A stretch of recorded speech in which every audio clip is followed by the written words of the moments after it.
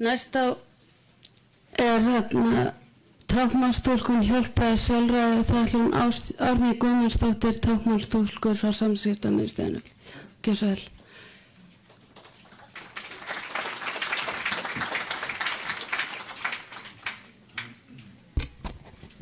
Takk fyrir Ælín. Ég ætla að halda aðeins áfram frá því sem hún Ástríður hætti við hérna rétt áðan. Og ætla að fjalla táknmálstúlkaþjónustu. Bæði erlendis, þá aðalega í Bandaríkjunum og hérna heima og svo hvernig táknmálstúlkaþjónustan tengist sjálfræði.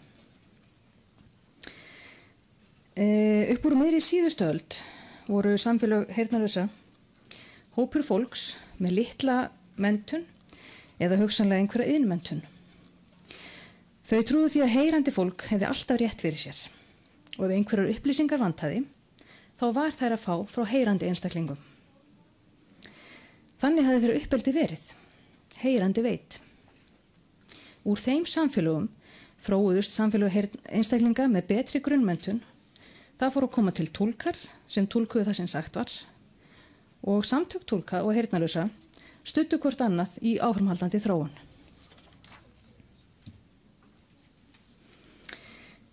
Við upphaf þeirra þjónustu sem í dag kallast táknmálstúlkaþjónusta voru þeir einstaklingar sem kunnu eitthvað í táknmáli notaðir sem milligöngu aðilar á milli þeirra sem töluðu táknmál og þeirra sem það ekki gerðu. Þessir einstaklingar voru yfirleitt fjölskyldumeðlimir, vinir, kennarar, samstarfsfélagar, kirkjufélagar eða aðrir aðilar sem kunnu eitthvað í táknmáli. Þó ég sé að fjalla aðalega hvernig ástandi var í Bandaríkjunum að þá í rauninni sama þróunin sem var í gangi hérna heima. Þessir einstaklingar voru kallaðir hjálparar. Markmið þeirra var að hjálpa þeim sem töluðu táknmál, svo þeir gætu átt í samskiptum við heyrandi samfélagið. En viðhorf þeirra til heyrnarlausra einkenndust af því að heyrnarlausir væru fatlaðir einstaklingar sem gætu ekki séð sig sjálfir, gætu ekki séð heiminn eða skilið hann í réttu ljósi. Þau væru til staðar til þess að hjálpa, fóru oft úr hlutverki þessa túlks, stjórnuðu aðstæðunum, voru kennarar, fannst heyrnarlausir ekki hegða sér í samræmi við almennar reglur, fannst táknmál vera fátækari en raddmálið og þessir einstaklingar voru oft illa menntaðir. En hvaða vandamál geta fylgt því að þessir einstaklingar hér túlki fyrir vini sína eða fjölskyldu? Látum liggja á milli hluta að þau eru ekki menntaðir túlkar. Önnur vandamál geta verið til staðar þegar ófaglærðir starfa sem túlkar. Og þá ég alltaf að tala túlka í þeirri merkingu sem við leggjum í það sem táknmálstúlkar.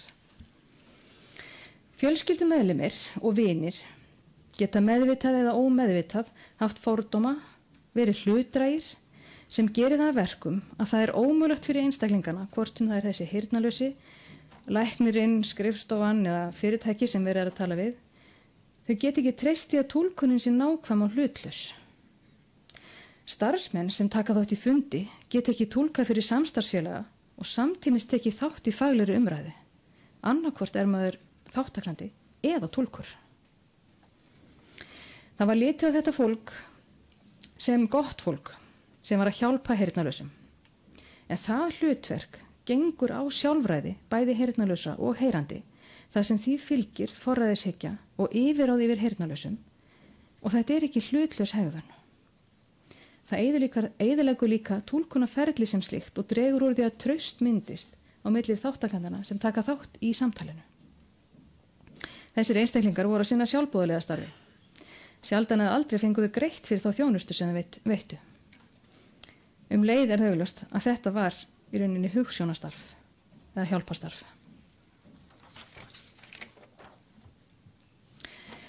En í Bandaríkjunum var snemma farið að mennta táknmálstúlka.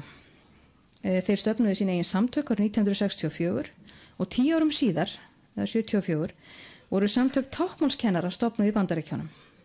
Til dæmis með það markmiði að svara aukinni menntun og kröfu túlka.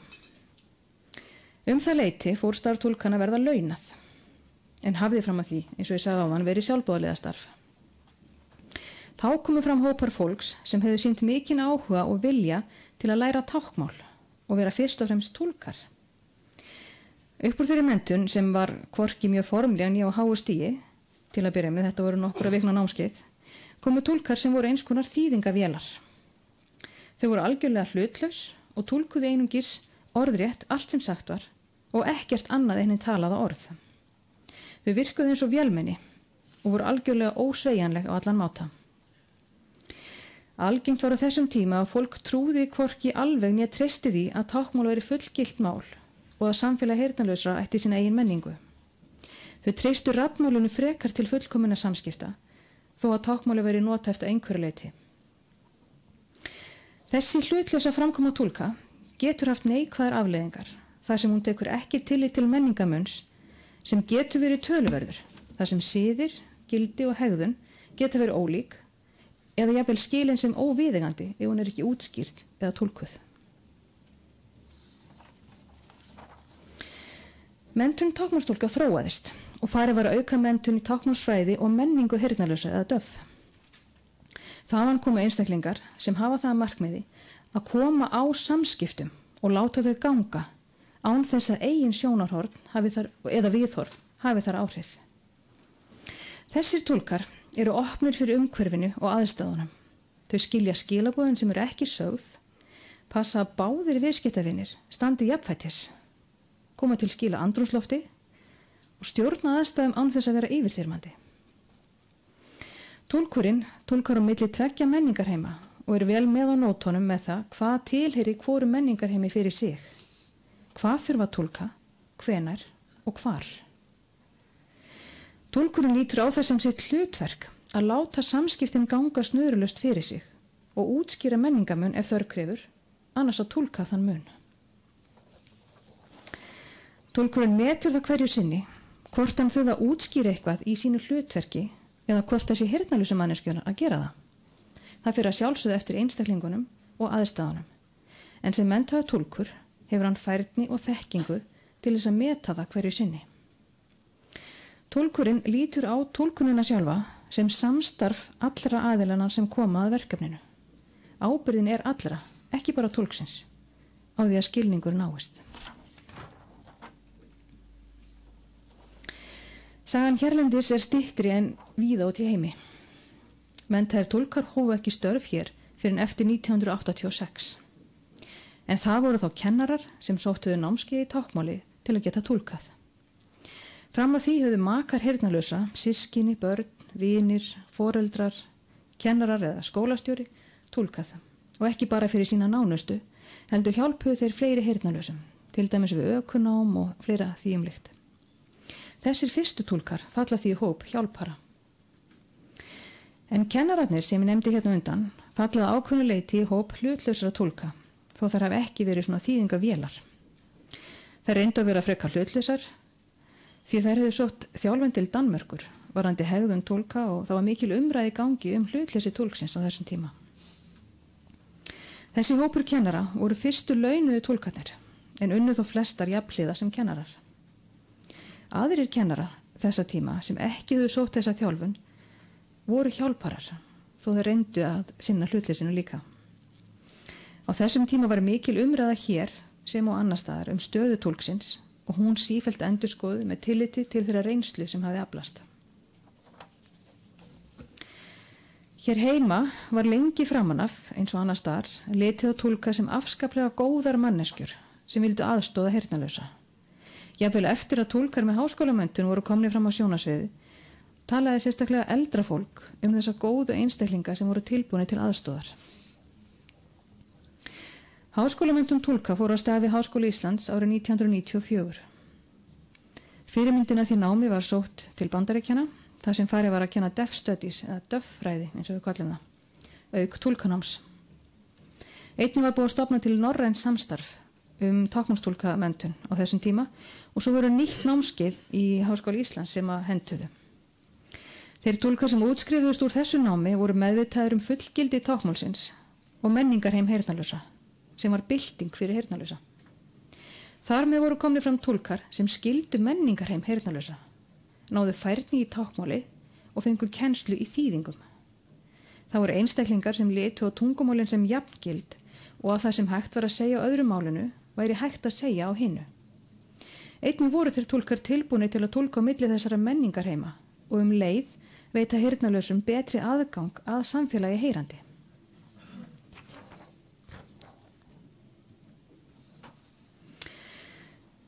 En táknmálstúlkar túlka ekki á sama hátt fyrir alla einstaklinga. Það fer eftir því fyrir hvern verið að túlka, hvaða málsnið notað eða hversu mikil menningatúlkun fer fram. Einnig breytist aðeins framkoma á hlutleysi. Ávallt þó passað upp á hlutleysi gagnvart efninu sem verið að túlka, en framsetningin á því getur verið ólík.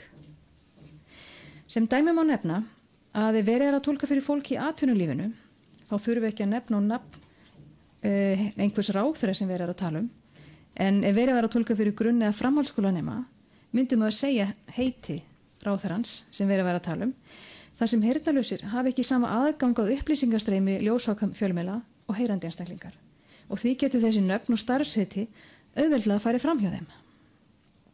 Þetta gerir maður til þess að gefa þessum einstaklingum sömu möguleikana á því að skilja efnið og aðrir hafa. Að samaskapi má segja að annað sem var að túlkun sé ólíkt á milli hópa. Til dæmis hvað var það staðsetningu túlksins. Þegar túlkað er fyrir fullorðna manneskju á fundi, biður túlkurinn oft hann heyrnarlausum að segja sér hvar hann vilji að túlkurinn standi. En ef túlkað er fyrir börn, er þeim líklega fremur boðið upp á 2-3 staðsetningar og þeim leyft að velja þar á milli. Á þann hátt er verið að ala upp hjá þeim sjálfræði, vekja þau til umhugsunar að þau hafi val sem að seinna meir verði frjálsara.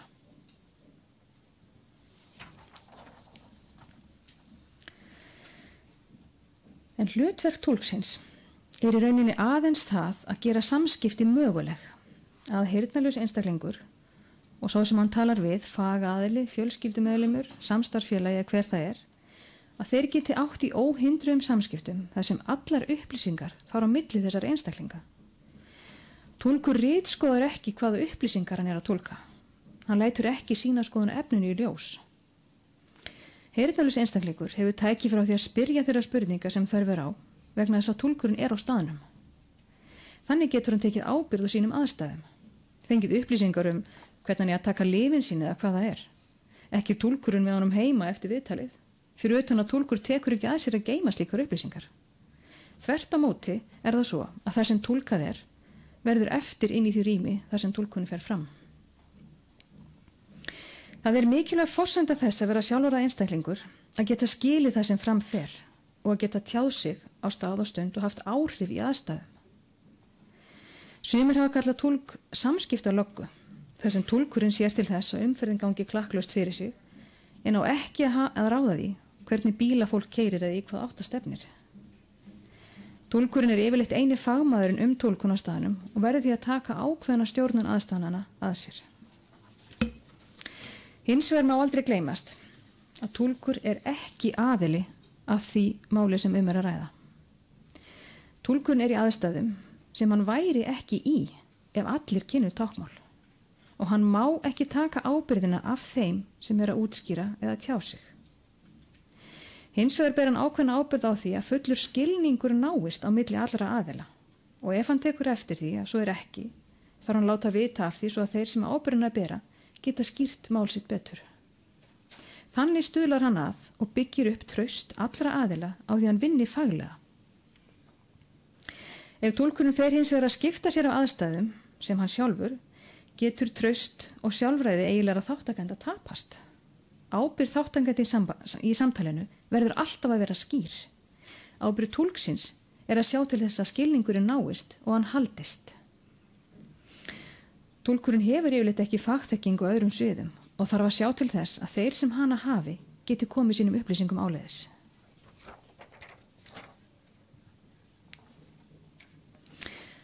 Starfandi táknmálstúlkar hér á Íslandi eru flestir félagar í félagi háskólamenntaðra táknmálstúlka og gangast þar með undir siðareglur þeirra. En í þeim er kveðið á nákvæmni að það skuli túlka allt sem framfer en jafnframt engin ábyrgð borin af því sem sagt er að hvernig það er sagt. Túlkurinn bætir engu við og miðlar efninu hlutlaust. Þær gangast undir þagnarskyldu sem gengur út frá trúnaði gagnvart öllu sem túlkur verður áskynja í starfi og þessi þagnarskylda algjör og til æviloka. Fagmennska túlksins snýst það að taka þátt í símenntun og láta í ljós skoðanir sínar á aðstæðum og að eingöngu aðstæðunum þar sem það á við, auk viðeigandi framkomi og málsnis sem henti öllum aðstæðum. En ég ætlaði líka að fjalla sjálfræðið. Guðmundur Heiðar Frímannsson talar að sjálfræði sé hæfileiki, en það hæfileiki eða færni sem þarf að kenna fólki og styðja það til að nýta sér, eins og Ástríður talaði hérna fyrir í dag. Sjálfræði færni sem hver einstaklingur þarf að þroska með sér. Sögulega séð má sjá að sjálfræði heyrnarlausra var tekið af þeim þegar óralismi eða talmálstefna var allsráðandi, því þá var tungumál þeirra, tákmál, bannað og þeim gert að tala raddmál. Þessi stefna var við lýði í rúmlega heila öld og var til þess að sjálfsmynd heyrnarlausra varð mjög brotin. Samfélag heyrnarlausa hefur tekið miklum breytingum frá því að stóra samfélagið fór að samþykja tákmál sem þeirra tungumál. Túlkaþjónustan hefur þróast samhliða samfélagi heyrnarlausa. Enn þó oft þörf á því að útskýra hlutverk túlks fyrir heyrandi fólki sem þekkir ekki til þjónustu á við þess túlkaþjónustu. Túlkar þurfa oft núna, þó það sé miklu sjaldnar en fyrir 10-15 ára síðan, að benda fólki á að tala beint við þann heyrnarlausa. Að það sé allt túlkað í aðstæðunum. Að túlkurinn útskýri ekkert þegar komið fram á gang. Og svo framvegis. Þessi tilfelli koma mun sjaldnar upp núna heldur en fyrir 10-15 ára síðan. En heyrandi samfélagið, stóra samfélagið, þarf líka að vera tilbúið til að takast á við sjálfstæði einstaklinga sem tjá sig í gegnum túlk eða þriðju manneskju. Þessi menningartúlkur sem starfa nú í dag hefði ekki getað tekið til starfa í því samfélagi sem heyrnarlausi bjuggu í á 7. áratugnum. Samfélag þeirra var ekki tilbúið til að taka við þeirri þjónustu á þeim tíma. Þjónustan og samfélagið þurftu að gangi gegnum þessa þróun samhliða. Samfélag heyrnarlausa í þróunaríkjunum sem dæmi geti ekki komið upp hjá sér túlkaþjónustu sem starfar á sama hátt og túlkaþjónusta hérna á Íslandi í dag, vegna þess að samfélagin þar ekki þeirri stöðu að nýta sér þess konar túlkun, ekki ennþá. En með tímanum, með þjálfun, bæði túlka og notenda, kemur að því að menningatúlkum eru sjálfsögð þar, jafn sjálfsögð og hér. Samfélög og einstaklingar sem eru vanir því að fá aðstoð eða hjálp við ákvarðanatöku og lífið almennt get ekki verið að taka sjálfstæðar ákvarðanir upp úr þurru. Það þarf að þjálfa alla meðlimir samfélagsins til að taka þessa ábyrgð. Túlkaþjónustan hefur verið eins og pendull og sveiflast frá því að vera hjálpari yfir í það að vera algjörlega hlutlaus vél sem ekki tók tillit til aðstæðna eða einstaklinga, en líklegast að komast í jafnvægi með þessu menningatúlki sem tekur tillit til einstaklinga, menningar og aðstæðna án þess að láta eigin sjónarhorn eða tilfinningar hafa þar áhrif.